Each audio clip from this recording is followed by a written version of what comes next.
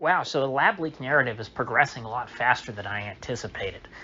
It was just over this past weekend that Fauci first acknowledged, and of course Fauci being an agent of the regime, changed the official narrative slightly and starting to say that, you know what, we're open to the lab leak hypothesis now, by saying that he was not convinced 100% that the Wu flu, which I'm going to go back to calling it now, thankfully, which because if we're allowed to say lab leak hypothesis and talk about that, we're allowed to call it the Wu flu, because COVID-19 was always a name that the WHO came up with to try and pacify China, because before the name COVID-19 was invented, we all called it the Wu flu, because this virus was from Wuhan. But we've already moved to the stage where the president of the United States is kind of having to weigh in, not publicly so much, but there's clearly pressure on him, and he feels that he's being pressured, or I shouldn't say he, because he doesn't act as a person. The presidency should be understood more as a committee of people, with Joe Biden as the figurehead.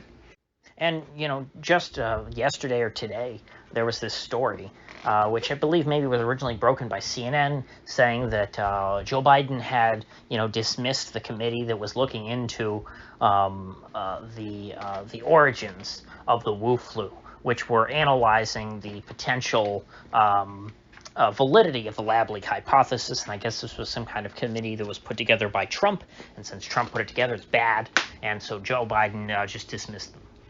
Well, once that story came out, Joe Biden had to quickly pivot and, appoint someone else now to look into this and to say that they need to accelerate their investigation into the origins of the Wu flu.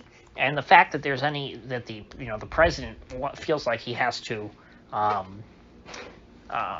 plant a story like this in the media, that he's telling his people to accelerate their search for the truth, just sort of is implying that the federal government does not, at this current moment, have an official story as to how the virus originated. This really is, this is a very, very big step, because it seems like the way that that the presidency and that the entire regime is acting, they're moving very quickly towards not only, reopening the question of how the virus originated, but moving towards, the lab leak conclusion. And so, by the looks of it, I think that when all is said and done, Washington is going to probably acknowledge that the Wu flu originated in a Chinese lab. And now we're going so much further. We're going further into things that I didn't even think about saying on YouTube back last year, which was that talking about the gain-of-function research, which of course is what would have produced this virus if it in fact did come from a lab. The Indian doctors who, if you remember last year, were examining the genome of the Wu flu and saying, gee, this part here, it looks like they just spliced this in from the AIDS virus. And this section of the code here, it doesn't really fit in. It looks like it was just sort of cut and pasted. So we all remember that. Well, something that I did not dare talk about last year was the possibility that Anthony Fauci, as the director of the National Institute of Health, helped to fund that research, and that he was essentially colluding with the Chinese to develop this super virus known by some early on as airborne AIDS. Now, again, I'm glad that our early fears about how bad this virus could be from last year. If you listen to all my videos, I did a ton of this starting way back in January. I talked about this virus a ton early on because it seemed really scary. And I'm glad to say that the one thing that I got really, really wrong was how bad this was going to be, because I thought this was going to be pretty bad. And it ended up being not quite so bad. This was not the Black Plague. It was not a mass extinction event. And that's a good thing. It was not airborne AIDS. But that doesn't change the fact that there is a distinct possibility now that one Dr. Anthony Fauci is culpable for, in the deaths of millions of people at this point. Doesn't mean that he's the sole villain, but if it ends up being true, which we're getting closer and closer to a confirmation that not only did this virus originate from this lab, but this lab was being funded by Fauci, which, well, actually that part is confirmed, that he funded his institute, that he was directing. He signed off on funding the Wuhan lab, and he just says, well, I wasn't funding this research. I wasn't funding, gain of function research. It seems to me, from what I've, I don't quite understand all of the financial ties and the way, the way that the bureaucracy is structured, but it seems like he's only getting off saying that on a technicality, and a lot of people don't seem to be buying that. And I don't know how people will react to this, because, I mean, this is the kind of stuff, this would be, if you're not someone who's already pretty red-pilled on the federal government, this is something that could break a lot of people. This is not something that I think that the average American is ready for. That this virus, the tyrannical Fauci tried to lock down the country over for the last year. Not only did it end up not being as bad as he claimed in his ploy to shut down society, did immense harm to the American people. But also, to add insult to injury, that he was involved in the creation of the very virus that he was supposedly trying to ride in on his white horse to mitigate. I mean, in a less cucked and more virile country, this would be the stuff that revolutions are made of.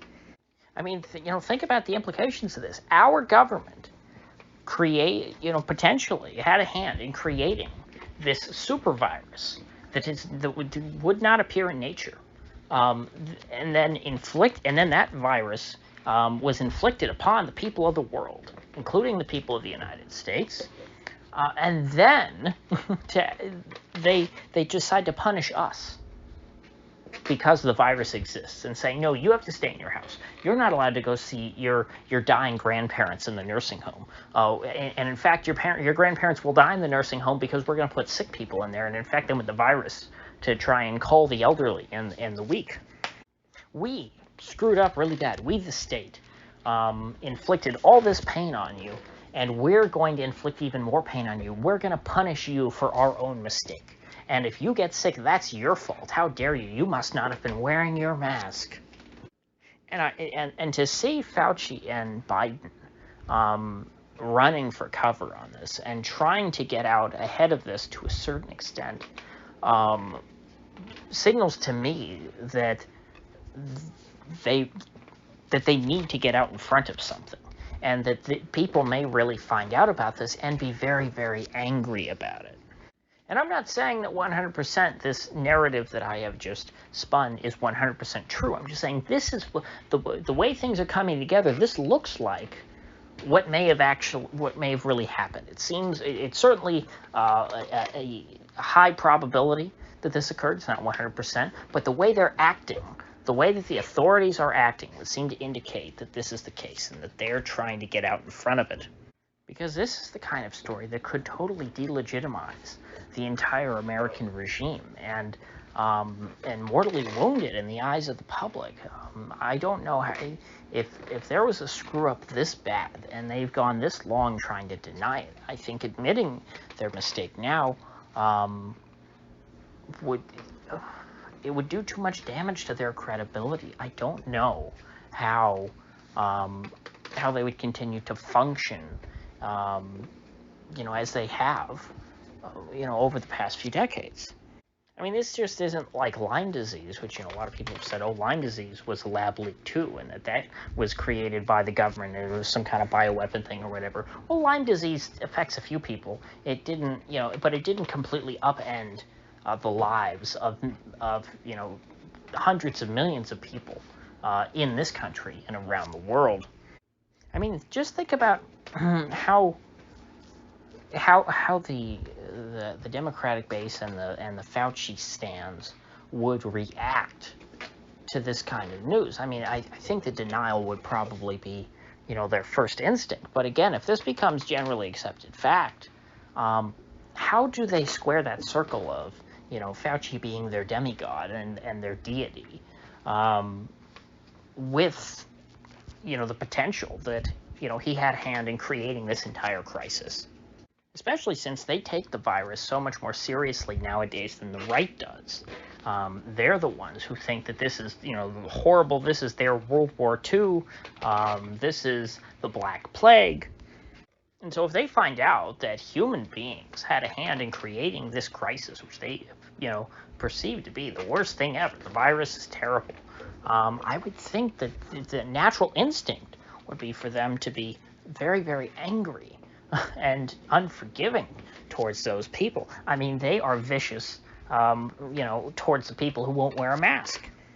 If you think that not wearing a mask is bad, I would think that creating the entire virus is completely incomparable to that. But then again, the reason why they get mad at people for wearing masks is not necessarily because they're genuinely concerned about the virus on a psychological level. It's more because they are concerned with compliance. And so maybe they wouldn't be, most of them wouldn't jump to getting angry at the authorities who had a hand in creating this virus, unless they were explicitly told to get angry about that. If they were told, given some mealy-mouthed explanation about how, it was a sad accident, but it was all for a noble cause. They may very well just, nod their head and say, "Oh yes, master." But one way or another, something feels like it has begun to shift. It feels like a sea change in the propaganda regime. So I think I'll end it there.